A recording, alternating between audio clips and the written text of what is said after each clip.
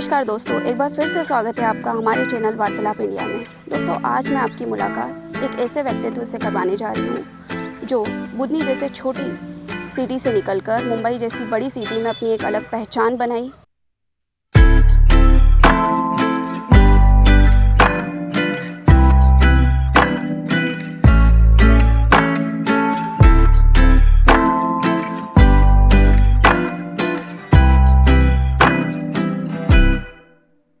साथ ही ये किसान मध्यम वर्गीय फैमिली से आते हैं। देखिए, किसान आज तो 3 फसलें लगा रहा है, उस समय तो एक ही फसल लगाता था। साथ ही यह समाज सेवा और धार्मिक कार्यों से भी जुड़े हुए हैं। नर्मदापुरम में बुधनी विधानसभा में कांग्रेस नेता और टीवी धारावाहिक रामायण में हनुमान जी के भूमिका निभाने वाले विक्रम मस्ताल मां नर्मदा की पैदल परिक्रमा यात्रा पर पहुंचे। ओंकारेश्वर से शुरू हुई ये यात्रा अब मंडला होते हुए नर्मदापुरम तक पहुंची, जहां श्रद्धालुओं और संतों ने भव्य स्वागत किया। मेरा उद्देश्य है कि अगर मैं इस लाइन में आ गया हूँ, लोगों के बीच आ गया हूँ, जितनी मैं सेवा कर सकता हूँ उतनी करूँ। और इंसान का जीवन ही सेवा के लिए बना। अब मुझे परिक्रमा करने के बाद या जनसेवा करने के बाद ये खासकर परिक्रमा करने के बाद ये अंदाजा हो गया है। और साथ में इन्होंने अपना राजनीति में भी बहुत अच्छा नाम कमाया है। मध्य प्रदेश के मुख्यमंत्री शिवराज सिंह चौहान बीजेपी उम्मीदवार के तौर पर बुधनी सीट से चुनाव लड़ते हैं। कांग्रेस ने शिवराज के खिलाफ विक्रम मस्ताल को मैदान में उतारा है। क्या आप कहते हो कि भाई प्राइवेट स्कूल बढ़ रहे हैं, तो क्या हमारे क्षेत्र में 2-4 कोई IAS IPS निकले हैं क्या? कोई कॉलेज का डीन बना है क्या? कोई साइंटिस्ट निकला है क्या? कोई नासा में गया है क्या? कोई गूगल में गया है क्या? इतना सब कुछ होने के बाद में भी कांग्रेस सत्ता में क्यों नहीं आ पा रही है? एक युवा पीढ़ी आई, उन्होंने एक माया जाल फेंका। मैंने कहा ना कि रावण भी साधु के भेष में आ गया था। अच्छा, मार्केट में हर दूसरे दिन नए बाबा आ जाते हैं। एक स्टेटमेंट आया था कि ये तो शिव का अवतार है ना, तो कहीं भाई संभव है मनुष्य शिव का अवतार हो सकता है? नहीं पॉसिबल वो है ना, कोई शिवलिंग पे चढ़ जाता है। गवर्नमेंट तो बहुत सारी योजनाएं ला रही है, जैसे अब 1 जिला 1 उत्पादन, बहुत सारी चीजें। उसके बाद में भी ऐसी नहीं, मैं आप देखिए, जो बीजेपी की सरकार लिस्ट भेजती है कि इतने लोगों को हमसे लाभार्थी हैं, उस लाभार्थी मेरा नाम भी होगा, पर मुझे पैसा कितना मिल रहा है? ₹1.36। आप मेरा मजाक उठा रहे हैं? आप किसानों को भी मुआवजे मिले, किसी को 200, किसी को 300। अरे बीमा जब 1900, 2000, 5000, 10,000 कटता है, आप 300 रुपये उसको वो दे रहे हो, मुआवजा दे रहे हो। चल, अभी हमने राघव चड्ढा जी का बयान सुना था संसद में। जैसे राघव चड्ढा जी ने समाधान दिया, आपको नहीं लगता कि कांग्रेस इसमें थोड़ी सी पीछे है कि वो समाधान नहीं देती, मुद्दे उठाती हैं? बड़ी हास्यास्पद, क्योंकि अभी मैं प्रधानमंत्री का स्टेटमेंट सुन रहा था कि वो उनको लोकसभा में उनको खतरा है। हाँ, तो सोचिए कि हमारा प्रधानमंत्री इतनी सुरक्षित जगह में है, इनसिक्योर है, तो आम जनता की क्या हालत होगी? वो कहाँ सिक्योर होगा? हमने MBPSC ट्राई किया, वैकेंसी आती नहीं है, आंदोलन होते हैं, OBC आरक्षण मुद्दा अटका पड़ा है कोर्ट में। मतलब जिस तरीके से स्थिति चल रही है। देखिए, नर्सिंग घोटाला आया सामने, हाँ। वो वहीं की वहीं स्थिति पड़ी है। व्यापम घोटाला आया, केस चल रहे हैं, केस कहाँ हो गए, बहुत सारे लोग उसमें आए, पता नहीं वो क्या हुआ, उसका ठंडे बस्ते में चला गया। MPPC का आपने बताया, कैसी की चीज़ आ रही है। आज विवाद बने, अभी आए पंडित, घूसखोर पंडित अभी आए हुआ है, मैंने उसका बहुत विरोध किया। अब आपको पंडित ही मिले हैं घूसखोर? ये सब चीज़ें चल रही हैं। सरकार क्या इतनी निर्बल है, कमज़ोर है कि नहीं कर पा रही है? सिस्टम है उनके पास, सारी व्यवस्थाएं हैं, क्यों नहीं कर पा रहे? वो आपको देना ही नहीं चाहते। आइए जानते हैं इनकी यात्रा के बारे में, इनके प्रारंभिक जीवन के बारे में, कुछ राजनीति बारे में, कुछ आर्थिक स्थिति के बारे में। आइए। जय सिया राम। जय सिया राम। सर, सबसे पहले तो आपका धन्यवाद कि आपने अपना अमूल्य समय हमें दिया। धन्यवाद, थैंक यू वेरी मच। और मैं आप लोगों को बधाई देना चाहता हूं कि हमारे क्षेत्रीय लोग होकर आप इस तरह का पॉडकास्ट कर रहे हैं, और बहुत बहुत बधाई। और मुझे खुशी है कि हमारे यहाँ की जो नवयुवा हैं, खासकर फीमेल्स हैं, आगे निकल रही हैं। बहुत खुशी की बात है। Wish you good luck. Thank you sir, thank you so much. प्रारंभिक जीवन के बारे में बताइए, कहाँ से स्टार्टिंग करी, क्या किया? देखिए, प्रारंभिक जो स्टार्टिंग जो जीवन रहा मेरा, यहीं मैं ब्राउन एंड बॉटम भी सलकनपुर टारसी गाँव में पैदा हुआ हूँ। पास में यहाँ से कुछ 6-7 किलोमीटर दूर बाया एक गांव है। हाँ। बाया पड़ता, तो वहाँ मैंने 12वीं तक की शिक्षा प्राप्त की है। उसके बाद सेकेंड ईयर तक, मैं सेकेंड ईयर इसलिए कह रहा हूँ कि होशंगाबाद पढ़ा हूँ। उसके बाद मीनवाइल मैं मुंबई चला गया और किसी काम से गया था, किसी दोस्त की कार्यक्रम, तो वो असिस्टेंट डायरेक्टर था, भोपाल से थे, वहाँ चला गया मैं। और उस समय शूटिंग चल रही थी बड़ौदा में, तो फिर उनके साथ बड़ौदा गया, और आंखें सील की कास्टिंग चल रही थी, DD1 पे आता था वो। तो फिर मुझे मैं पुलिस की तैयारी कर रहा था, मार्शल आर्टिस्ट में काफ़ी समय से था, तो मार्शल आर्ट की तैयारी कर रहा था। तो उस समय मुझे अपनी मैं प्रैक्टिस कर रहा था, पुलिस की भर्ती होने वाली तो तैयारी कर रहा था। उस समय मुझे मौका मिला, डायरेक्टर हैं अमृत सागर, रामानंद सागर जी के पोते, और उन्हें न्यूयॉर्क एकेडमी से कोर्स करके आए थे। पहली वो अपनी सीरीज लॉन्च कर रहे थे वो, तो मुझे उसमें काम करने का मौका मिला। इवन उस समय तो मैं एक तरह फिलर की तरह ही काम कर रहा था, बट वो मेरे एक्शन उस समय रामानंद सागर जी जिंदा थे, वो बहुत अच्छे लगे। तो फिर वो मैंने कंटिन्यू उसमें रोल किया। फिर मेरी फिल्म की जर्नी या टीवी की जर्नी शुरू हो गई वहाँ से। फिर रामायण, फिर आपका पृथ्वीराज चौहान, साईं बाबा, रजिया सुल्तान, फिर 2 फिल्में की मैंने, साक्षी और सस्पेंस, फिर आश्रम 3 और 21 सरफो सारागढ़ी, मैनी मोर, कम 40-50 सीरीज़, कुछ साउथ की फिल्में की, टॉप गन हो गया, काफ़ी पंजाबी फिल्म्स भी की, एल्बम्स किए। तो बचपन से ही सोचा था कि एक्टर बनना है, या फिर सडनली प्लान हो गया कि हाँ ठीक है कर? नहीं, यहाँ कुछ ऐसा स्कोप नहीं था। यहाँ तो ये था कि मेरे परिवार में कुछ लोग पुलिस में हैं, तो मैं सोचा था पुलिस में जाऊँगा, या सोचा था एडवोकेट बनूंगा, इस तरह का सोच रहे थे। फिल्म लाइन का बिल्कुल नहीं सोचा था, बट वो कह सकते हैं कि हो सकता है किस्मत में होगा, और मौका मिला। और उस समय क्या था, जब मुझे पहली बार आंखें में सिलेक्शन हुआ, तो उस समय एपिसोड में याद है कि 4,000 रुपये एपिसोड देते थे, तो 12,000 रुपये उस समय अमाउंट मुझे मिलना 4 एपिसोड का, 3-4 एपिसोड का मिलता था, और मेरा 7-8 दिन में शूटिंग खत्म हो जाती थी। यहीं से बड़ौदा मेरा शूट होता था, यहाँ से ट्रेन जाती थी अपने जबलपुर वीरावल एक्सप्रेस, आज भी जाती है शाम को 4:30 बजे। तो उस ट्रेन से जाती थे, वहाँ पहुँचते थे, वहाँ गाड़ी आती थी, शूटिंग करते 10-12 दिन, वापस आ जाते थे। तो वो एक सेटअप शुरू हो गया। फिर आपको अच्छा लगने लगा, फिर मैं सीखने लगा फिल्म कैसी। उस समय मुझे भाषा की बहुत प्रॉब्लम हुई, क्योंकि मैं जिस क्षेत्र में, यहाँ हिंदी भी साफ नहीं बोली जाती, और वो तो इंग्लिश वाला क्षेत्र है। फिर हिंदी पे काम करना, इंग्लिश पे काम करना, फिल्म क्या होती है, कैसे होती है, डांट भी खाना, सीखना, लोगों की बातें भी सुनना, ग्रेजुअली करते करते करते आप सीख गए। फिर मुझे हो गया, फिर मैं रामानंद जी से बहुत समय, उनको पापा जी प्रेम से लोग बोलते थे, तो उनके काफ़ी संपर्क रहा। तो मुझे फिर लिखने का भी शौक आया। उस समय मैं लिखता था, मैं घर में थोड़ा जो लिखता था, पर एक प्रॉपर वे से लिखने का मुझे समझ में आया। फिर डायरेक्शन का भी आइडिया लगा। मैंने फिर FTI का एक कोर्स होता, वो भी करा। तो मैंने जब इस लाइन में आ गए हैं, तो डिटेलिंग से उसमें काम करते हैं, काफ़ी काम करने का मौका मिला, और काफ़ी अच्छा एक्सपोजर मिला, क्योंकि मैंने कोई ट्रेनिंग ली नहीं थी, कोई मेरा ऐसा बैकग्राउंड नहीं था, कोई इच्छा भी नहीं थी, पर हो गया, तो मेहनत की जिसमें उतर गए। तो फैमिली का क्या रिएक्शन रहा है, क्योंकि जिस तरीके का एटमॉस्फेयर इस एरिया में है? जी, तो नहीं, मेरे फादर मदर पास अवे 2014, मेरे फादर 2010 में चले गए, मदर में 2014 में चली गई, पर दे आर सो सपोर्टिव। उनको लगता था, जितना वो उस गरीबी होती थी, इतना पैसा होता नहीं था, पर जितना सहयोग वो कर सकते थे, तो उन्होंने पूरा सहयोग किया। किसान पुत्र हैं आप? हाँ, किसान है, यही मेरे आसपास जो आप देख रहे हैं, आप मेरी यही ज़मीन है, और आई एम प्राउड कि मैं यहीं पढ़ा हूँ, ग्रामीण स्कूल से। मतलब मैं कहता हूँ, मेरे इंटरव्यूज़ में बोलता हूँ कि मैं दाल दलिया स्कूल में पढ़ा हूँ। तो ये मिड डे मील स्कूल्स में मेरी शिक्षा प्राप्त हुई है। उसके बाद मुंबई का सफ़र, और सफ़र जारी है। अच्छा, रामायण में आपका किरदार हनुमान जी का था। जी जी। उस किरदार को निभाने में आपको कैसा महसूस हुआ? क्या आपको क्या लगा कि, या फिर उस किरदार ने आपको चुना था, या आपने उसे चुना था? देखिए, ऐसा है, अब मैं आपको एक अच्छी चीज़ बताऊं। मेरा जो जन्म है मंगलवार को हुआ है। हाँ। और मंगल का बड़ा कोइंसिडेंस कह सकते हैं, जब मंगल का कमाल आप मेरी जीवन में कह सकते हैं। जब मैंने रामायण का ऑडिशन हुआ, तो मैं हनुमान जी के लिए बिल्कुल नहीं गया था, क्योंकि मेरी बॉडी उसमें कमजोर था मैं काफ़ी।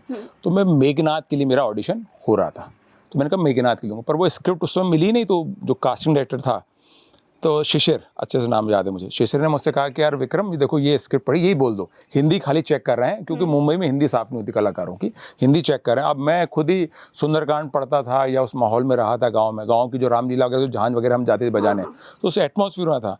तो उस समय वो मेरे पास जो सीन आया, उसमें राम जी और हनुमान जी के पहली बार जो किष्किंधा में मिलन होता है, वो वाला सीक्वेंस था। तो मैंने बहुत अच्छा किया, बहुत ही इमोशनल हुआ। और अच्छा, वो जो उसमें कैसेट्स चलती थी, वो कैसेट्स प्रोडक्शन हाउस में रहने वाली थी, पर शायद मिस्टेक से या मेरी किस्मत से वो चैनल में चली गई। चैनल को पसंद आ गया, रामानंद सागर जी ने भी देख ली, सबको पसंद आ गया। मुझे बुलाया गया शनिवार के दिन, मुझे याद है। अच्छा, मैं उस समय मीरा रोड में था, तो बस 306 नंबर की बस आती थी वेरला तक। तो मैं आया, बेला पार्ले तक पहुंचा। वहाँ पहुंचने के बाद उन्होंने मुझसे कहा कि आपको बुला रहे हैं। तो मैंने कहा यार क्या, कौन से रोल के? मैं हो गया मेघनाथ के लिए सेलेक्ट। मैंने कहा मेघनाथ के लिए हो गया हूँ शायद। तो उन्होंने कहा नहीं, हनुमान जी। तो मैंने कहा यार मजाक कर रहा है। मैंने कहा मेघनाथ में ही हुआ हूँ शायद। वहाँ पहुँचा तो सब टीम बैठी हुई थी। और पहली बार मैं रामानंद सागर से वहाँ मैंने देखा कि ये रामानंद जी ने रामायण में, तो आई एम सो हैप्पी और नर्वस भी। तो मिला उनसे तो उन्होंने कहा कि आपको, मुझसे बोला पुत्र, आपको पंजाबी बोलते थे वो, कि पुत्र तेनू हमने इसके लिए रोल किया, हनुमान जी के रोल के सेलेक्ट किया। तो मैं चुप रहा, मैं 1 मिनट तो बोल ही नहीं पाया, बोलते रहे जो भी बात वो बोलते रहे। मेरे मतलब दिमाग में नहीं होती मैं कि हनुमान जी में कैसे लग रहा हूँ मैं, तो बहुत मतलब उस तरह की बॉडी नहीं है मेरी। दारा सिंह जी बहुत थे, अलग एक फिगर था हनुमान जी का। फिर मैंने पूछा, मैंने कहा सर मैं एक बात पूछूँ आपसे, मैं कैसे, मतलब मैं इतना पतला हूँ, कैसे लगूंगा मैं वैसा, मतलब उसकी वैसी बॉडी नहीं है मेरी। तो उन्होंने कहा कि नहीं, 7-8 महीने के बाद ट्रैक आएगा और तुम जिम वर्कआउट करो, अपनी डाइट करो, तुम्हारा एग्रीमेंट हम साइन कर देते। तो मैंने कहा सर मेरे पास तो इतना पैसा भी नहीं कि मैं इतना बड़े जिम में जाऊँ, या I am maintaining that diet, कैसे मैं डाइट उतनी लूँगा। तो उन्होंने कहा हम प्रोडक्शन हाउस से आपको पैसा देंगे, कुछ 25,000 रुपये मंथ के, मुझे डाइट के लिए दिए और जिम के लिए दिए उस समय। तो उन्होंने दिया, फिर मैंने वर्कआउट किया, फिर वो लोगों को बताया कि भाई राम जी का हनुमान जी से कैसा था, कैसे लोग आपस में थे, कि सब सारी चीज़ों को डिटेल में मेरी स्टडी हुई, फिर पढ़ाई हुई उसकी, कैसे क्या होना चाहिए। अलग अलग मुझे वीडियोस दिखाए गए पुराने कि कैसे दारा जी के समय कैसे कैसे सीक्वेंस हुए, कैसे नहीं हुए।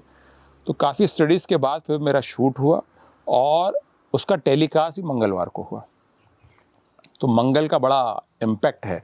दूसरा, जब मेरी कांग्रेस में ज्वाइनिंग हुई वो भी मंगलवार को ही और हनुमान मंदिर में ही हुई। तो हनुमान जी कृपा है, मतलब ये किरदार ने आपको चुना है। हाँ हाँ कह सकते हाँ, ईश्वर ने चुना, कह सकते हैं। ठीक है। अच्छा, आप जैसे किसान पुत्र हैं, तो घर की परिस्थिति कैसी थी? देखिए, किसान आज तो 3 फसलें लगा रहा है, उस समय तो एक ही फसल लगाता था। रवि की फसल होती थी, गेहूं हो गया या चना, जो भी मसूर तिल्ली जो भी हो गया उसमें फसल। बरसात की फसल का तो भरोसा रहता नहीं था, क्योंकि धान उस समय लगती नहीं थी क्षेत्र में। तो स्थिति बहुत ही नाजुक, जैसे सामान्य आदमी है कि मतलब हैंड टू माउथ हालत आपकी रहती थी, जैसी आपकी स्थिति है वो स्थिति थी कि बॉम्बे में 5 दिन में सर्वाइव कर सकूं। पर लक बाई चांस रहा कि मैंने स्ट्रगल नहीं किया, मुझे शुरू से ही काम मिल गया। और फिर मुझे काम मिल गया तो मैं उसको लगातार करना चाहता था, खोना चाहता था, क्योंकि वहाँ की चकाचौंध की लाइफ में आदमी कहीं ना कहीं गुम हो जाता है, क्योंकि आपको पहले से काम मिल गया।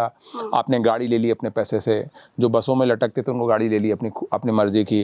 जो दूसरों का मतलब उसमें वॉकमैन चलते थे, अब वॉकमैन चलते थे तो वॉकमैन दूसरों का सुनते थे। या सोनी एरिक्सन को मुझे याद है कि वॉकमैन मोबाइल आता था, आप उसको सुनते थे। आपने तब अपना साउंड सिस्टम लगाया, आपने गाड़ी में बूफर लगाए, तो वो दूसरों के बूफर सुनने में जो आनंद अपना लिया तो अलग आनंद आ गया। तो मैं उसको खोना नहीं चाहता था। फिर मेरे माँ बाप ने भी उम्मीद रखी, क्योंकि मैं उस लाइफ के उस फेज में बढ़ रहा था कि अगर मैं यहाँ नहीं सक्सेस हुआ तो मेरी उम्र ही बढ़ रही थी उस समय। तो मैं यार पुलिस की भर्ती भी छूट रही है, मैं आईएएस की तैयारी, आईएएस की से भी छूट रहा हूँ, मतलब बाकी काम नहीं कर पा रहा हूँ। तो मुझे अब इस लाइन में आ गया हूँ तो मुझे अच्छे से काम करना है इसमें।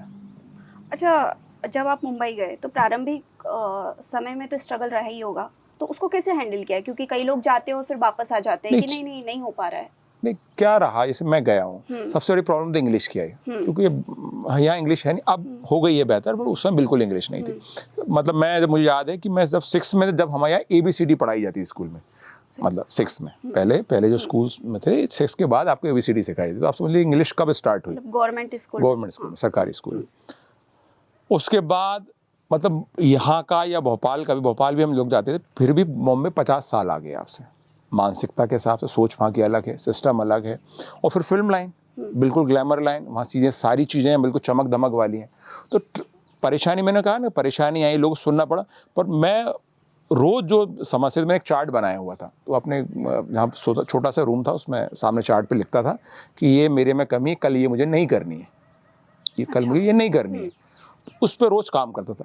करते करते करते अपनी कमियां आपको पता चल जाती हैं। मतलब अगर आप अपने आप को स्वयं से आप जानते हो ना, अगर आप धोखे में नहीं अपने आप को रखना चाहते हो, तो अपनी कमियां पहचान जाते हो। तो उस कमियों पर काम करते, धीरे धीरे धीरे कमियां दूर हो गई, इंग्लिश भी अच्छी हो गई, धीरे धीरे बोलता था, बात करता, गलत बोलता था, बात करता था। फिर लिखना भी चालू कर दिया। फिर पहनने का सेंस नहीं था, क्यों, कपड़े ही नहीं थे, पहनने का सेंस क्या होता। मुझे मालूम है दीपावली वगैरह एक पैंट भी मिल जाती थी तो हमारे लिए बहुत बड़ी बात होती थी। हम दीपावली का इंतजार करते थे, कोई त्यौहार का इंतजार करते थे, या फसल बिकने का इंतजार करते कि फसल बिक गई, अब 2 पैंट हमको मिल जाएगी। आज भी इस क्षेत्र में या फिर किसान के बेटों के साथ ये होता है कि कहीं ना कहीं फसल बिकेगी तब हमारे घर में नए कपड़े आएंगे, ये आज भी ये स्थिति है? मतलब नहीं, किसान तो बेचारा आज ही परेशान है। आज भले 3 फसल लगा रहा है तो, पर बहुत सारे बर्डन आ गए हैं, बहुत सारे खर्चे बढ़ गए हैं। और कहीं ना कहीं हम जो ग्लोबल चीज़ों से जुड़ते जा रहे हैं, तो हमारे व्यय के साधन बढ़ गए। आय के साधन तो वही फसलें हैं, और व्यय के साधन बहुत बढ़ गए हैं।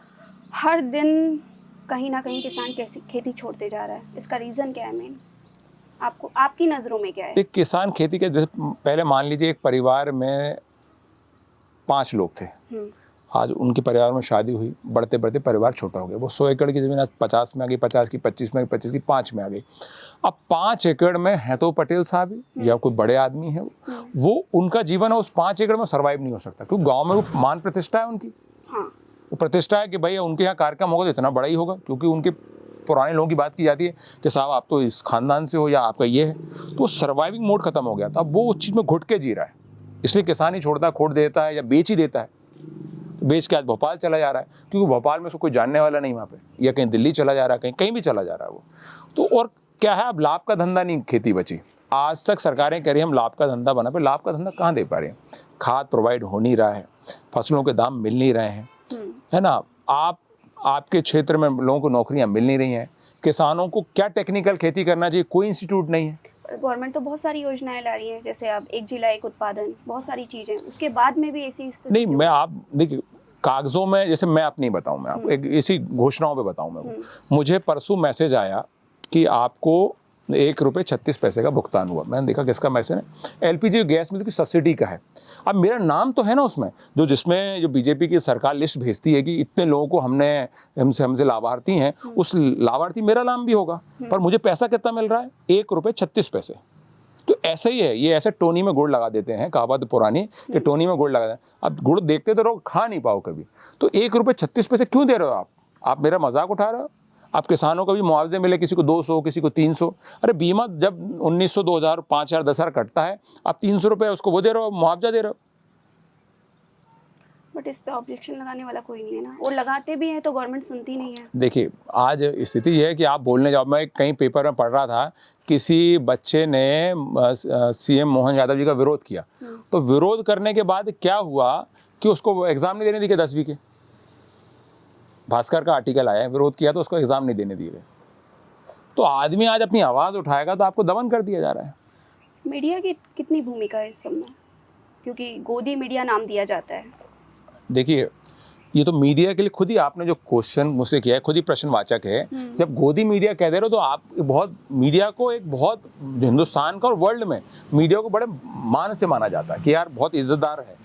आज आपने गोदी मीडिया का जो स्टैंप लगवा के कहीं ना कहीं आपने आपको पीछे कर लिया है। हकीकत आई नहीं रही ना सामने।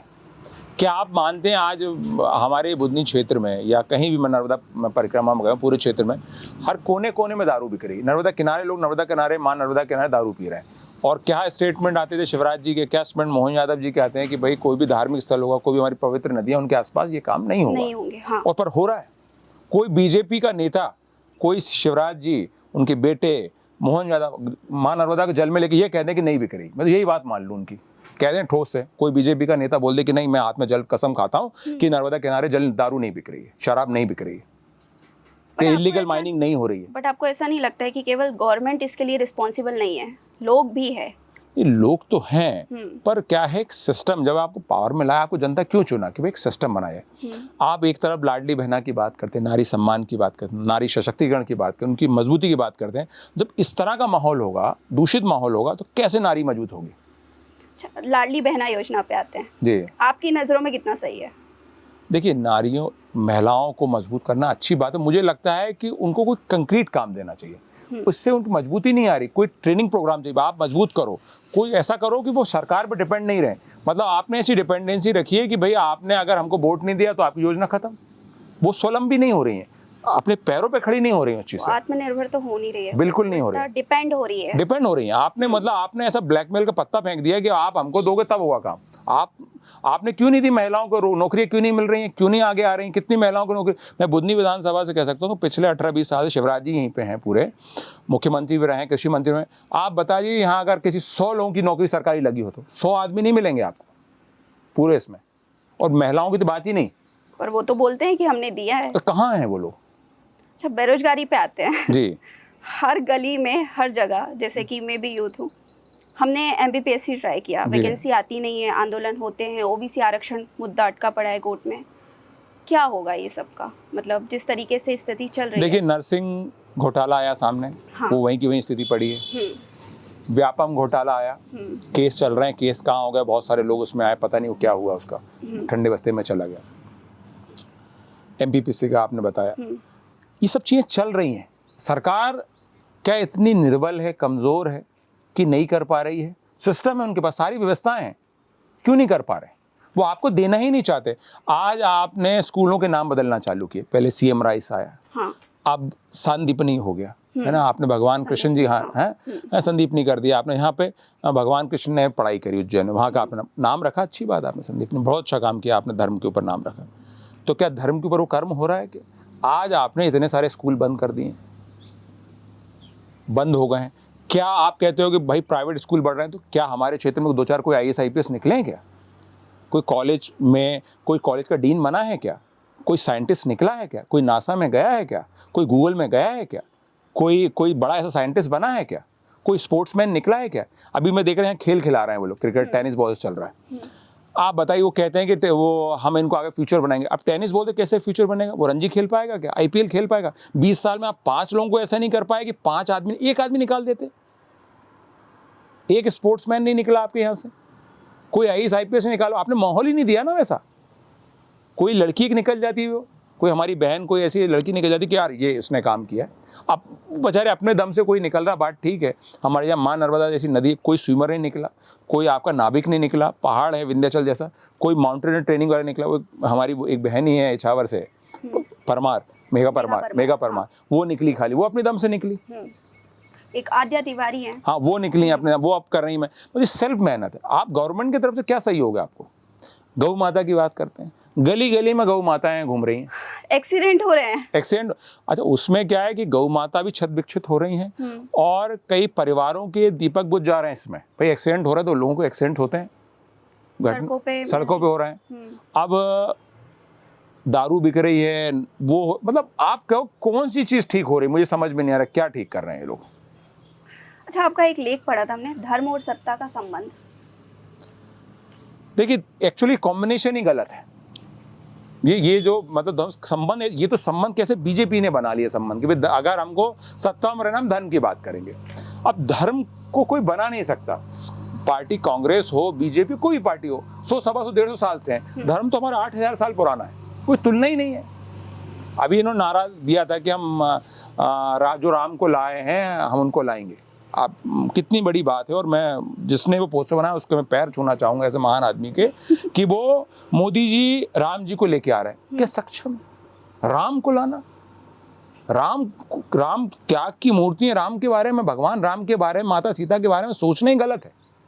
और किया देखो, अब नतीजा देखिए, आप 244 पे आ गए। आप बैसाखियों पे आ गए।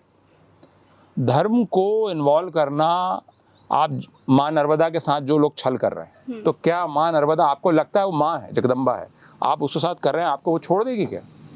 कोई माँ ऐसा तो होगी नहीं कि त्रिशूल लेके कहीं आके आपको दंड देगी, पर देगी आपको दंड। आप बचोगे नहीं इसमें, क्योंकि मैं परिक्रमा करके आया हूँ। आई पर्सनली फील कि उनकी जो शक्ति है वो है। नर्मदा परिक्रमा पे आते हैं जी, कैसा अनुभव रहा आपका? देखिए, आध्यात्मिक दृष्टि से जो मुझे अनुभव हो वो तो मैं शायद मैं बता नहीं पाऊँ, क्योंकि वो अंदर की इनर सोल की बात है।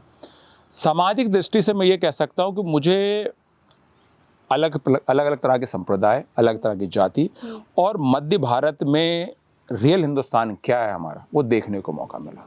आज मैं कल्पना करूं कि माँ नर्मदा का सिर्फ समाप्त हो जाए। अगर माँ नर्मदा नहीं होती तो भारत के 2 टुकड़े हो जाते। कौन आता? सब माइग्रेटेड है, कहीं ना कहीं से आए हुए हैं। यहाँ का मूल निवासी नहीं है कोई लोग, सारे लोग माइग्रेटेड कहीं ना कहीं से आए हुए हैं। कोई आता ही नहीं यहाँ पे। हम सबका अस्तित्व, हमारा दायित्व बनता है। मैंने तो निवेदन करता हूँ और आपके पॉडकास्ट से भी निवेदन करना चाहता हूँ कि साल में कम से कम एक दिन एक व्यक्ति को माँ नर्मदा किनारे जो कर रहे हैं उनको पास रहना चाहिए, उनकी सेवा करना चाहिए। सेवा का ये मतलब नहीं कि वो नारियल फोड़ते रहो, आप उनकी साफ सफाई का ध्यान रखना, वृक्षारोपण करना, इसकी बात है। और साफ सफाई का आप उसको माँ मानते हैं, उसकी पूजा करते हैं। अब दुनिया भर का अपने घर का पूरा गार्बेज वहाँ फेंकाते हैं। आपके घर में कोई एक पत्ता डाल दे, आप झगड़ा कर लोगे उससे। अब नर्मदापुरम में घाटों की स्थिति देख लीजिए। कोरी घाट की, मैं जिस स्कूल में पढ़ता था, जिस जहाँ पे नर्मदापुरम में कार्यक्रम होता है, जहाँ लोग कहते हैं नर्मदा मैया की जय लगाते हैं, उसके ऊपर ही वो पूरा शहर का मलमूत्र वहाँ गिर रहा होता है। आज भी है स्थिति? आज भी है। और करोड़ों रुपए वहाँ इन्वेस्ट हो रहे हैं कि हमने ये प्लांट लगाया, हमने सीवेज प्लांट ये लगाया, वो स्थिति है। तो ये हमको विचार करना पड़ेगा। आपको ऐसा नहीं लगता है कि धर्म के नाम पे पाखंड हुआ जा रहा है? नहीं, धर्म के नाम पे कुछ लोग पाखंड कर रहे हैं। और पाखंड क्या है? पाखंड के पीछे भी क्या है? हमारी कहीं कमजोरी, हमारे डिजायर्स हैं। हम चाहते हैं कि हमको झट से ये मिल जाए। इतनी बड़ी इंसान इतना खतरनाक प्राणी है कि जिस ईश्वर ने पूरी दुनिया बनाई उसको हम 5 नारियल कहते हैं कि हम 5 नारियल चढ़ाएंगे, मेरा ये काम हो जाए। हाँ। मैं एक जगह गया, वहाँ पे मंदिर था, वहाँ पे बड़े एसी लगे, व्यवस्था लगी। देखो कि हमने भगवान के लिए, भगवान के लिए नहीं है, भगवान को एसी नहीं, भगवान ने तो 4 मौसम अपने 3 मौसम बनाए हुए हैं। ये एसी आपके लिए है, ये सुविधाएं आपके लिए है। क्या आपको लगता है कि अगर एसी नहीं लगाओगे तो भगवान नाराज हो जाएंगे क्या? अच्छा, मार्केट में हर दूसरे दिन नए बाबा आ जाते हैं। एक्सपोज भी हो रहा है, कोई अपने आप को भगवान लिख लेता है, कोई कुछ कर लेता है, कोई कुछ कर लेता है। मुझे जी बोलिए। बट कहीं ना कहीं ये जो नए बाबा आते हैं और हर दिन मार्केट में कुछ ना कुछ नया पाखंड होता है, कहीं ना कहीं आपको ऐसा नहीं लगता है कि इन सब चीज़ों से सनातन धर्म की इमेज खतरे में है? नहीं, सनातन इतना मजबूत है कि ये जो भी आप कहते हैं ढोंगी बाबा आते हैं, सनातन का रूप लेकर तो रावण भी आ गए थे सीता माता का हरण करने। हाँ। आ गए थे साधु बाबा का वेश करके, पर क्या हुआ था, लास्ट में उनको मरना ही पड़ा। ये जो पाखंड लेके आते हैं, ये जो छलिया टाइप के लोग आ जाते हैं बीच में, इनकी जीवन नहीं है। पर वही मैंने आपसे कहा, लोग इतने कमजोर है ना, वो कह देते हैं, लोगों की इमोशनल भावनाओं के साथ वो खेल करते हैं कि हम तुमको ये दे देंगे, तो ये हो जाएगा, अगर ये आप हो ऐसा जाएगा, कर लोगे तो ऐसा हो जाएगा। हाँ। भाई आपको ये सोचना चाहिए कि जो जिसने ये कायनात बनाई, जिसने ये पूरी प्रकृति की रचना की है, आप उस पर विश्वास करके, आपके सामने एक मनुष्य बैठा उस पर विश्वास कर रहे हो आप, ये आपका विचार है। कहीं ना कहीं कमजोरी है, और ये हमारे सनातन में, हमारे वेदों में कहीं नहीं लिखा गया है। ये तो क्या है कि कुछ लोगों ने अपना व्यवसाय चलाने के लिए इस तरह का सिस्टम बना लिया है, और कई जगह सरकारें भी, खासकर सरकारें भी इसका इस्तेमाल करती है अपने लाभ के लिए, उनसे बुलवा देती है। एक जगह एक स्टेटमेंट आया था कि ये तो शिव का अवतार है ना, तो कहीं भाई संभव है मनुष्य शिव का अवतार हो सकता है? नहीं पॉसिबल है ना, कोई शिवलिंग पे चढ़ जाता है ना, थोड़े दिन की हाँ, ये कोई संभव है क्या? नहीं, बिल्कुल। ये आप क्या समझ रहे हो? तो ये सोचने का विषय है। क्या है कि लोगों को विचार पर, लोग जो नई युवा, मैं युवाओं से मिलता हूँ, वो इन सब चीज़ों से ऊपर उठ रहा है। और कहीं ना कहीं हम अभी तक भी जो एजुकेशन में रहे, हम विदेशी एजुकेशन पढ़ते रहे। हमारे सनातन में, हमारे वेदों में, हमारे पुराणों में बहुत अच्छी चीज़ें लिखी हैं। हमारी हर चीज़ साइंटिफिक है, कोई उसमें चमत्कार नहीं है। हमारे धर्म में कोई चमत्कार नाम की चीज़ नहीं है, एक साइंटिफिक चीज़ें हैं। अगर आप ऐसा करेंगे तो ये प्रकृति, ये ऑलमाइटी आपको सपोर्ट करेगी। आप सच्चे होके तो चलिए।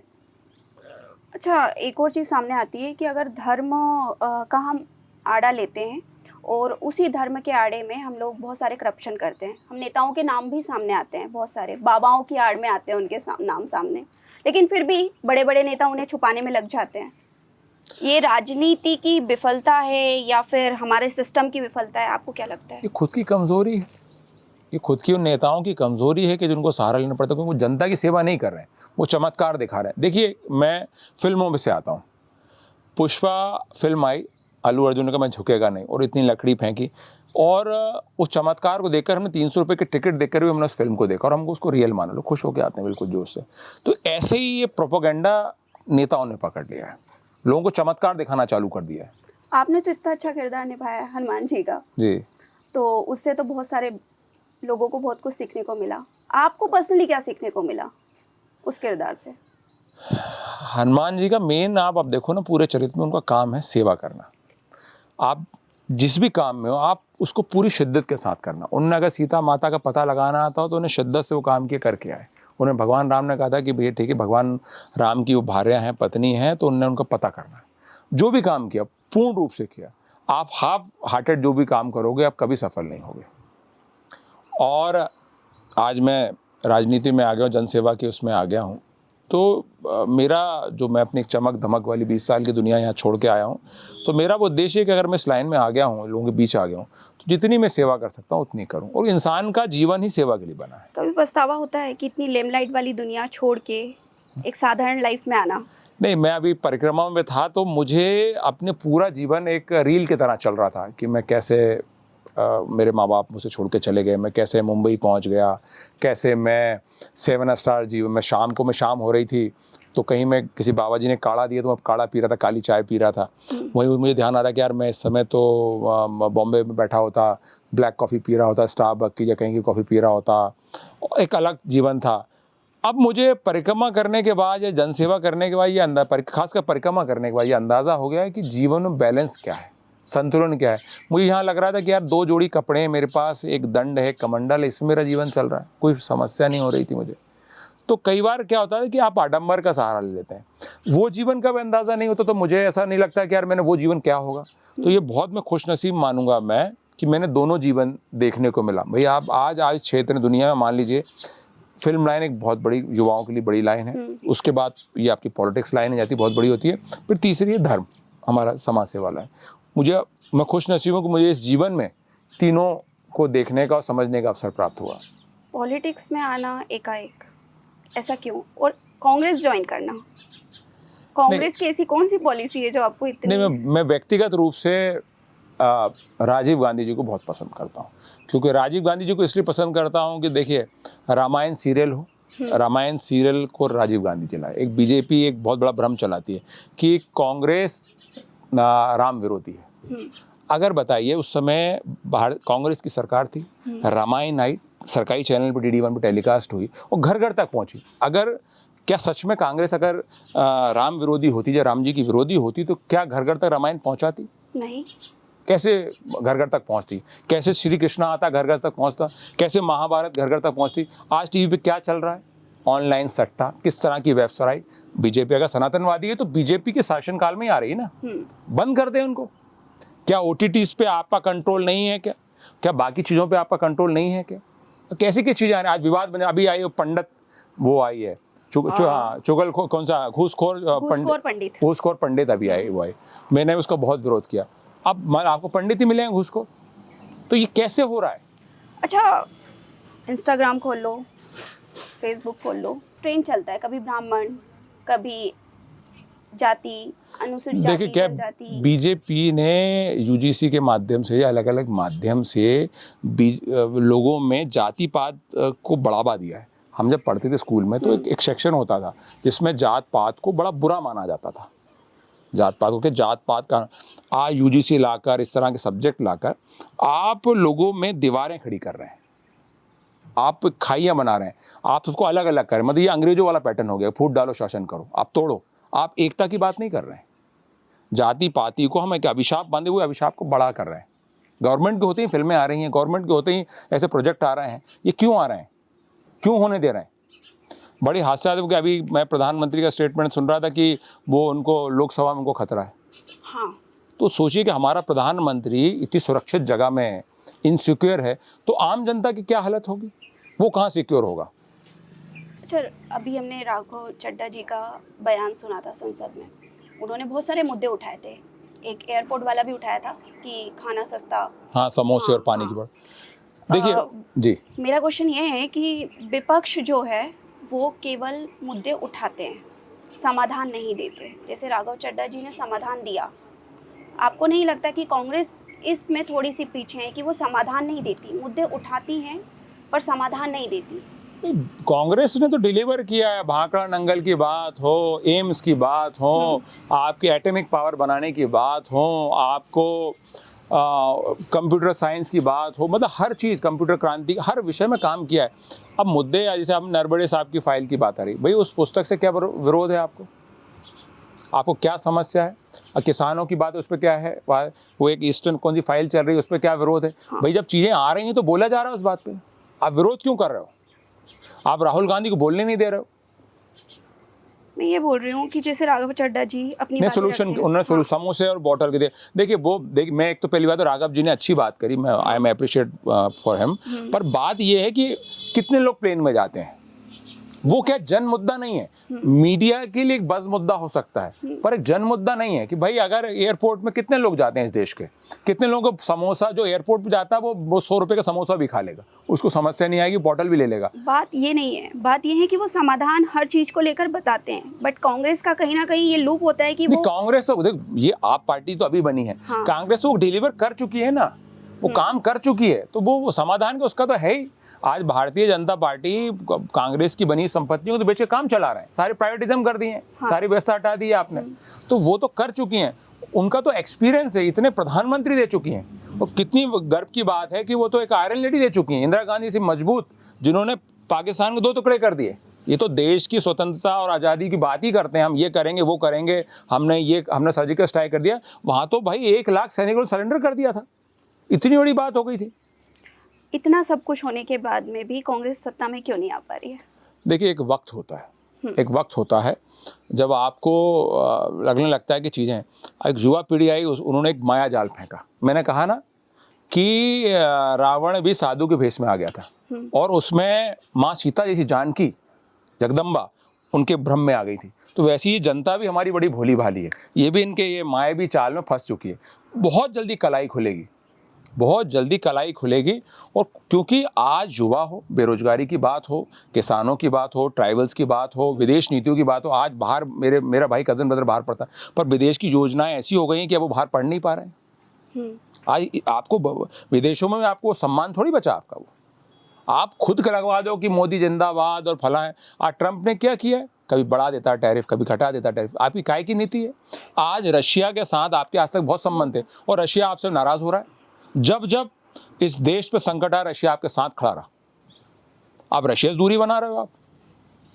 तो जो इनकी फॉरेन पॉलिसी हो, सारी चीज़ें हो, बहुत ही डिस्टर्बिंग है। ये शोबाजी ज़्यादा करते हैं, विज्ञापन की सरकार है, विज्ञापन पे काम करते हैं, हकीकत में कुछ नहीं है। आप इनका किसी भी योजना का खर्च निकाल लो और इनकी विज्ञापन का खर्चा निकाल लो, ज़्यादा ही होगा, ज़्यादा ही होगा। तो आज कंडीशन ऐसी हो गई इनकी।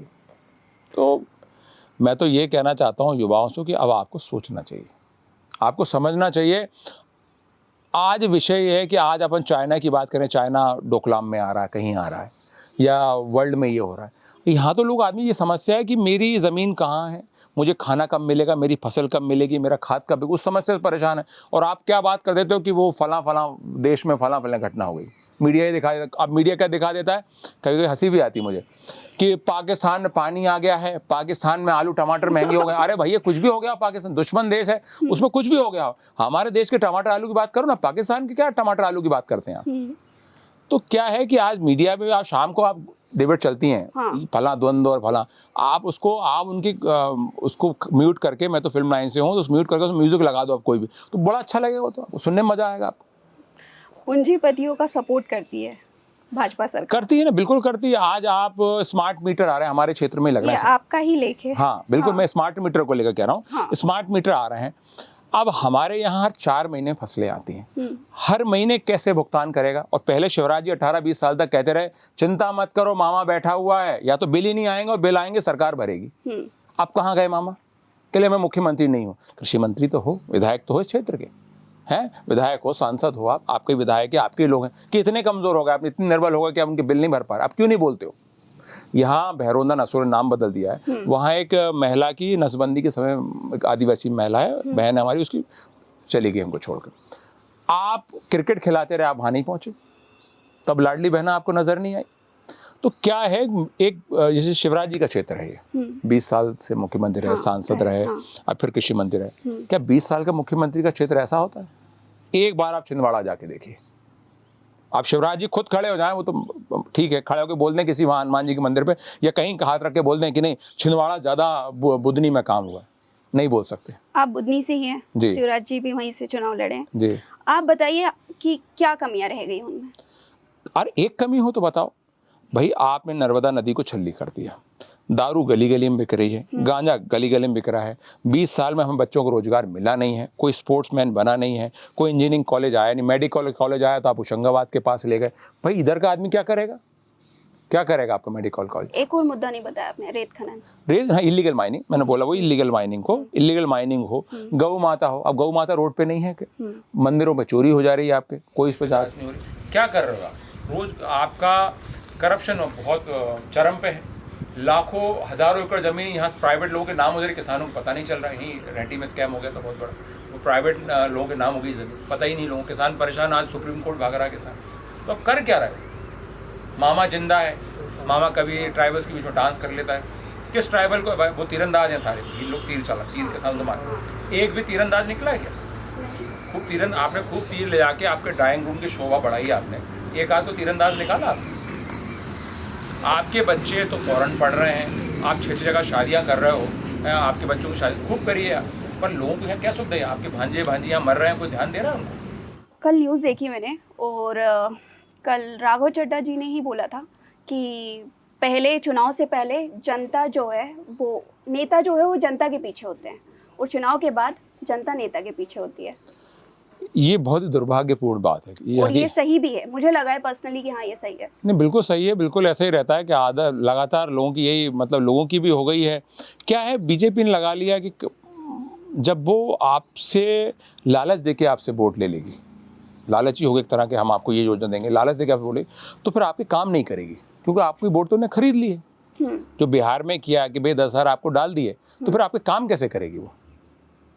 आपका हक तो छीन लिया। आप जनता के पास एक ही अधिकार है जिससे वो पावर में रह सकती है, अपने हिसाब से लोगों को बैठा सकती है, वोट डालना। अगर वो अधिकार भी आपसे छीन लिया या आपको लालच दे के आपके माइंड को कहीं और डाइवर्ट कर दिया, तो खत्म हो गए आप। तो कैसे मांगोगे आप? अच्छा स्कूल कैसे मांगोगे? अच्छा अस्पताल कैसे मांगोगे? एक अच्छी सुरक्षा कैसे मांगोगे? अगर महिलाएं 10-10 हज़ार के वोट में आपने वोट कन्वर्ट हो गया, आपने नहीं दिया, क्या बिहार में जिन बच्चों का विरोध हो रहा था क्या नौकरियां मिली उनको? हमको सोचना चाहिए इस विषय पे। और मैं ऐसी महिलाओं से अनुरोध करना चाहूँगा, आपको सोचना चाहिए, अपने घर में देखना चाहिए आपको, क्या आपके भाइयों को नौकरी मिली? क्या आपके पति को, आपके भाइयों को फसलों के दाम सही मिल रहे हैं क्या? अगर मिल रहे हैं तो पक्का आप जिसको वोट दे रहे हैं उसको वोट दो आप। आज क्या हो रहा है, पहले 50 किलो की यूरिया की बोरी आती थी, 45 कर दी, आज आपने 40 कर दी। रेट वही है, दाम घट नहीं रहे। तो आप ये मानते हैं कि कहीं ना कहीं लोगों की ही कमी है? नहीं, लोगों को विचार करना चाहिए, मैं वो कह रहा हूँ। पर अब मैं नर्मदा परिक्रमा करके आऊँ, मेरे को ये पर्सनली फील हुआ है कि जो बीजेपी का सब्ज बाग था, जो एक माया जाल था, वो लोगों से टूट रहा है, क्योंकि वो कहीं ना कहीं धर्म की आड़ ले रहे थे। और मैं अपने कांग्रेसी भाइयों से कह रहा हूँ, धर्म किसी का नहीं है, धर्म सबको जो मानता है वो उसका धर्म है। और आप जिस धर्म से आते हो, जिस जाति से आते हो, संप्रदाय से आते हो, आपको उससे प्राउड होना चाहिए, उसको मानना चाहिए। सीखो कमाओ योजना पे भी आपने कुछ कहा था भैया। सीखो कमाओ में क्या, बीजेपी सीख रही है और कमा रही है, सीख भी वही रही है और कमा भी वही रही है। तो वो तो आम जनता के लिए है। नहीं, आम जनता के लिए पोस्टर में है कि सीखो कमाओ में इतना मिलेगा, इतना स्टाइपेंड मिलेगा, इतने 8,000 मिलेंगे, 12,000 मिलेंगे। कौन है? आप नर्मदापुरम से मुझे आप देख लीजिए, आपको एक आदमी नहीं मिलेगा। आप जाते हैं बहुत जगह पर, मैं बुधनी की मैं कह सकता हूँ कि बुधनी में पूरा घूमता हूँ या आसपास के क्षेत्रों में जाता हूँ।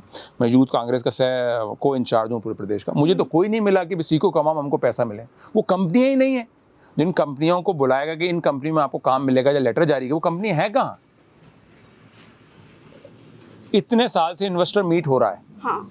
इन्वेस्टर मीट हो रहा है। हाँ। क्या इन्वेस्टर मीट, इतने सालों से इन्वेस्टर मीट में आपकी रेड कारपेट बिछाई जा रही है, उन पे फूल बरसाए जा रहे हैं, खर्चा किया जा रहा है, करोड़ों अरबों का जनता का मूल्यवान पैसों खर्च किया जा रहा है। कितने लोगों को रोजगार मिला? ये ट्राइडेंट वर्धमान में लोकल लोगों को कितना काम मिला? जब एमओ साइन हुआ था उसमें कहा गया था कि 75% लोकल लोग काम मिलेगा। नहीं, आई थिंक 75% नहीं है। अरे जितने भी हैं और डेली बेसिस पे हैं सब लोग, परमानेंट कोई नहीं है। हाँ। आज इन दोनों फैक्ट्रियों का गंदा पानी नदियों में गिर रहा है। आप हर तरह से तो फेल हैं। आपने किया क्या है? आज आप भूमि अधिग्रहण हो रहा है, यहाँ पे रेलवे के नाम पे हो रहा है, किसानों को हो रहा है। यहीं पास में हमारी ग्राम पंचायत मकोड़िया में 21 या 23 लोगों ने इच्छा मृत्यु की बात करी कि उनको उनके ज़मीन का सही मुआवजा नहीं मिला। तो कैसी बात, कहाँ किसानों की सरकार है? अच्छा, मैं भी आदिवासी एरिया में गई थी, केसला जी। वहाँ के लोकल लोग बताते हैं कि 4-4 महीने बिजली नहीं आती। बिजली का तो आप सोचो, बिजली का कितना हो गया आज केसला की और हर जगह की समस्या हो गई। आज किसानों पे एफआईआर हो रही है बिजली के नाम पर। हाँ। वही शिवराज जी कहते थे कि आपको बिल नहीं चुकाना, आज एफआईआर हो रही है, उनको जेल भेजा जा रहा है। कोई वो क्रिमिनल है कि हीनियस ऑफेंस कर दिया उन्होंने? कोई बड़े आतंकवादी हैं क्या? आप उनको उठा के जेल, आप पूरा उसके रेल निकाल दे रहे हो, उसको उठा के ले जा रहे हो, घर से बेइज्जत कर रहे हो आप उसको। पहले आप कहते हो कि आपको बिल नहीं चुकाना है और अब आप इतने बड़े बड़े बिल भेज रहे हो, बेचारा परेशान है। बीजेपी ने, वही मैं आपसे कहूँगा कि बार बार आपको उलझा दिया है। पर मैं अब ये मुझे विश्वास है कि 2028 में जिस तरह से राहुल गांधी जी काम कर रहे हैं, हमारे माननीय जीतू पटवारी जी, उमंग सिंगार जी, जो हमारे शीर्ष के नेता हैं, दिग्विजय सिंह जी हो, कमलनाथ जी हो, सब मिलकर जो काम कर रहे हैं, परिवर्तन आएगा। अच्छा, आरक्षण के विषय में बात करते हैं। ओबीसी आरक्षण अटका पड़ा है एमपी में, सबसे बड़ा मुद्दा है, क्योंकि देखिए मैं आरक्षण के फेवर में नहीं, मैं ये कहता हूँ जो भी गरीब है, हाँ। जो जरूरतमंद है, हाँ। उसको आरक्षण मिलना चाहिए। आप आरक्षण के फेवर में नहीं है? मैं आरक्षण उसके फेवर में जो गरीब है, हाँ। जो जरूरतमंद को आरक्षण मिलना चाहिए। मान लो मैं किसी कैटेगरी से, किसी जात की बात नहीं, किसी कैटेगरी से आता हूँ, मेरे परिवार में लोगों की नौकरी लग गई और मैं उस विशेष जाति से आता हूँ जहाँ मुझे आरक्षण मिलना चाहिए, उस जाति को आरक्षण मिलता है। और मैं हो गया हूँ मिलियनर्स हो गया हूँ, या मेरी नौकरी लग गई, मैं बड़े उस ओहदे में आ गया हूँ, तो मेरे बच्चे तो अच्छी इंस्टीट्यूट में जाएंगे, अच्छे कॉलेज में जाएंगे, अच्छे शहरों में पढ़ेंगे, और उसी समाज के, मेरे ही समाज के वो लोग बेचारे गाँव में रह रहे हैं, तो उन आपस में भेद हो गया ना उनमें। वो बेचारा ज़मीन पर ही चल रहा है और आप आसमान में पहुँच गए। बट कहीं ना कहीं वो ये तर्क देते हैं कि अगर हम आरक्षण हमें मिल भी रहा है तो हमारे साथ सालों से वैसा व्यवहार होता आया है, जातिगत हमारे ऊपर नहीं, टिप्पणियां मेरा ये की कहना गई है। चाहिए कि उन लोगों को भी सोचना चाहिए जिनको इसका लाभ मिल चुका, उनको आरक्षण नहीं मिलना चाहिए। जो जरूरतमंद है, जो जरूरतमंद उसको आरक्षण मिलना चाहिए। बट उनका तर्क ये रहता है ना कि आज भी हम कितनी भी ऊंचाइयों पे पहुंच जाए, जातिगत टिप्पणियां हम पे की जाती है। नहीं, मुझे नहीं लगता कि आज जातिगत बात है, कहने के लिए है, कोई जातिगत बात नहीं है। आज मैं परिक्रमा गया हूँ, मैंने नहीं पूछा किससे कि आप किस जाति से, किस संप्रदाय से, मुझे प्यास लगी, मैंने कहा माँ प्यास लगी, या बहन मुझे प्यास लगी, पानी दे दो। हमने नहीं पूछा। अब जो करते हैं वो उनका भगवान मालिक है, भगवान उनका भला करे, पर जातिगत बोलने के लिए है, पर है नहीं प्रैक्टिकली। मेरे कई दोस्त हैं जो एससी से आते हैं, एसटी से आते हैं, मैं उनके साथ घूमता हूँ, आई एम सो कंफर्टेबल। मैं ब्राह्मण से आता हूँ पर मैं उनके साथ बहुत कंफर्टेबल, क्योंकि वो अच्छे इंसान हैं। कभी भी मेरे हिसाब से व्यक्ति अच्छा होना चाहिए, जात पात तो एक बहुत ही छोटी बात है। वही अच्छा, अगला स्टेप क्या होगा आपका? मतलब अब आगे आप क्या करना चाहते हैं? देखिए, समाज राजनीति में या फिर फिल्म में? देखिए, राजनीति में समाज सेवा की लाइन में आगे हूँ तो डेफिनेटली इसमें मैं ज़रूर काम करूँगा, और अच्छे जो काम हो सकते हैं युवाओं के लिए, जो भी मुझे किसानों की समस्या, युवाओं की समस्या, महिलाओं की समस्या दिख रही है। नशा एक बहुत बड़ा मैटर हो गया है, और मैं धर्म को मानने वाला हूँ, तो गौ माता के इशू पे भी मैं काम करूँगा। मतलब उसको पॉलिटिकल इशू नहीं बनाऊंगा, समाधान के ऊपर जाऊँगा। जैसा आपने कहा ना कि राघव चड्ढा जी ने समाधान की, आगे हम समाधान की तरफ उस तरफ जाएंगे। रही फिल्म लाइन की, तो पहले मेरी प्लानिंग थी कि अगर 2023 में सरकार बनेगी तो हम we are started film studio बड़ा बनाएंगे, उस पर काम करेंगे। बट अब सरकार नहीं बन पाई अनफॉर्चुनेटली, तो अब मेरा प्लानिंग है कि मैं कुछ वेब सीरीज स्टार्ट करूंगा, जिसमें अगर जो काबिल लोग होंगे लोकल, उनको मौका दिया जाएगा। महिला सुरक्षा को लेकर कुछ बोलिए, क्योंकि आए दिन हम कुछ ना कुछ सुनते हैं। हमारी राजधानी दिल्ली में भी महिलाएं सुरक्षित नहीं है, तो बाकी चीज़ें तो देखिए, इसके लिए तो महिलाओं को भी जागृत होना पड़ेगा। और मैं ये कहना चाहता हूँ कि इतने फास्ट ट्रायल कोर्ट होना चाहिए। अगर जो भी दोषी हैं, जिनने भी ऐसा घिनौना काम करते हैं या सोचते भी हैं, उनको कड़ी कार्रवाई होना चाहिए। उसमें जो लंबा कोर्ट का प्रोसीजर है उसको कम होकर शॉर्ट, जैसे आप दुबई वगैरह में जाएं, बहुत फास्ट ट्रायल थे महिलाओं को लेकर, वैसे स्ट्रिक्ट रूल्स यहाँ बनने चाहिए और होना चाहिए। और हमारे लोगों में भी जागरूकता आना चाहिए, ऐसे लोगों का बहिष्कार होना चाहिए सामाजिक तौर पर। कहीं ना कहीं हमारा सिस्टम फेल है, मतलब हमारे कानून फेल है। सिस्टम फेल है हमारी। हमको ऐसे कई बार कई चीज़ों में हम नहीं बोल पाते हैं। क्यों नहीं बोल पाते हैं? क्योंकि हम किसी विचारधारा जुड़े होते हैं। कई बार कई चीज़ें, देश की सुरक्षा की बात हो, महिलाओं की बात हो, किसानों की बात हो, किसी कमज़ोर को सता रहे हो, उसको उसके साथ में खड़े होने की बात हो, आपको जब ऐसी व्यवस्था आ जाए तो आपको अपनी जो भी आप जिस पार्टी से, जिस भी इससे पंथ से बिलीव करते हैं, उस सबसे हटकर उन लोग जो कमज़ोर है उसके साथ खड़ा होना चाहिए। राजनीति में आप अपना गुरु किसे मानते हैं? देखिए, राजनीति में मैंने पहले कहा, मैं राजीव गांधी जी को बहुत पसंद करता हूं, पर मेरी एंट्री कराई कमलनाथ जी ने, और पर्सनली आई लाइक हिम। वो मेरे गॉडफादर हैं और मेरे एडमायर हैं, सब कुछ है। Sir, thank you so much. आपसे बहुत कुछ सीखने को मिला हमें, और ऐसा हमारा अनुभव है कि आप राजनीति में बहुत आगे जाएंगे, और आपके अनुभव को देखकर भी ये लग रहा है कि कहीं ना कहीं हमारे देश को ऐसी युवा नेता की ज़रूरत है जो कि एजुकेशन, इकोनॉमी, हर सेक्टर में देखे। Thank you very much. आपने मुझे जो दुआएं दी हैं उसके लिए बहुत बहुत धन्यवाद। हाँ, एक मनुष्य के जीवन में उसको जो अच्छा कर सकता है उसको अच्छा करना चाहिए, उसी तरफ मैं बढ़ रहा हूँ। और हमारा सनातन भी ये कहता है कि सेवा करो, राजनीति भी कहती है कि सेवा करो, और फिल्म लाइन के माध्यम से भी हम लोगों का दिल बहलाते हैं। वो भी एक तरह की सेवा ही है कि आदमी को हम 3 घंटे के लिए या उस समय के लिए कहीं ना कहीं एक नई दुनिया में ले जाते हैं, तो वो भी एक सेवा का माध्यम है। तो और मेरे गुरु जिनको भगवान मानता हूँ मैं, हनुमान जी, मेरे सब कुछ वही, उनका भी जीवन का भी एक ही वो है कि भाई सेवा करनी है। तो सेवा सबसे बड़ी चीज़ है। एक लास्ट लाइन हमारे युवा पीढ़ी को आपकी तरफ से। मैं ये कहता हूँ कि आप अपने बारे में सोचें, और सबसे बड़ी बात है, मैं ये दरख्वास्त करना चाहता हूँ कि अपने माता पिता का सम्मान करिए। आप जिस धर्म संप्रदाय से, उसका सम्मान करिए, इंसानियत का सम्मान करिए, और जात पात धर्म से उठकर देश के बारे में सोचिए। जय हिंद। जय हिंद। Thank you sir. दोस्तों ये थी हमारी विक्रम मस्ताल शर्मा जी से बातचीत, जिन्होंने अपने लाइफ के कई अनुभव हमसे शेयर करे और हमें भी इनसे बहुत कुछ सीखने को मिला। अगर आपको हमारा ये पॉडकास्ट पसंद आता है तो प्लीज़ हमारे चैनल को लाइक करें, शेयर करें और सब्सक्राइब करें। धन्यवाद।